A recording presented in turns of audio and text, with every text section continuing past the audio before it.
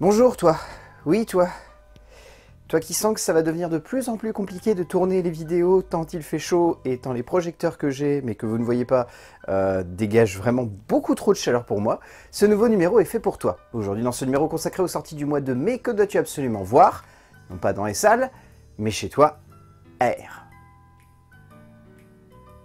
Franchement, j'ai loupé plein de films qui auraient certainement mérité leur place dans cette vidéo ce mois-ci, ou qui avaient le potentiel en tout cas d'y être, mais aussi il y avait tellement de gros films que les petits au milieu de tout cela n'ont pas forcément trouvé leur place, ou en tout cas ont eu du mal à se retrouver devant mes yeux de spectateurs. Du coup, je me suis rabattu sur un long métrage qui était assez attendu, le nouveau film de Ben Affleck en tant que réalisateur, une proposition de cinéma sonnant comme classique, mais un classique qui personnellement me touche, brillant par une maîtrise dramatique et narrative qui donne un cachet nostalgique à l'ensemble de l'œuvre, prouvant une nouvelle fois que le réalisateur américain est un as de la mise en scène et du rythme, apportant une patte significative et forte au métrage, et nous emportant par là même dans ce récit aussi iconoclaste que finalement très moderne dans sa parture du monde du marketing et du sport américain. C'est efficace sans être novateur, c'est punchy sans avoir besoin de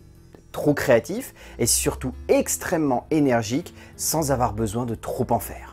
Déjà, le scénario brille par la maîtrise formelle de composition d'Alex Convery, qui mise tout sur son personnage central, mais également sur le côté film de course, en jouant à fond la carte du contre-la-montre pour convaincre Michael Jordan de prendre Nike comme sponsor, créant ainsi une énergie et une rythmique qui habitent l'ensemble de la narration et permet au spectateur de s'accrocher à cela du mieux possible. Ben Affleck, quant à lui à la réalisation, apporte une énergie que l'on ressentait déjà dans Argo et dans The Town, jouant à fond l'idée de dynamisme extrême pour donner le plus de forme et de force à l'ensemble de ce récit, donnant ainsi son identité à cette histoire qui pouvait sembler très anecdotique sur le papier, mais qui entre les mains du réalisateur américain parvient à briller par une énergie et une force dans le sensationnel de la situation qui donne au long métrage un petit truc en plus qui combat le classicisme évident de la base de la mise en scène, pouvant sonner comme très à l'américaine pour le coup. Et puis, le vrai plus, comme souvent d'ailleurs dans les longs métrages réalisés par Ben Affleck, c'est bien évidemment le casting. Déjà, Jason Bateman est fantastique, mais comme toujours j'ai envie de dire, Affleck est brillant dans le rôle du patron de Nike, Viola Davis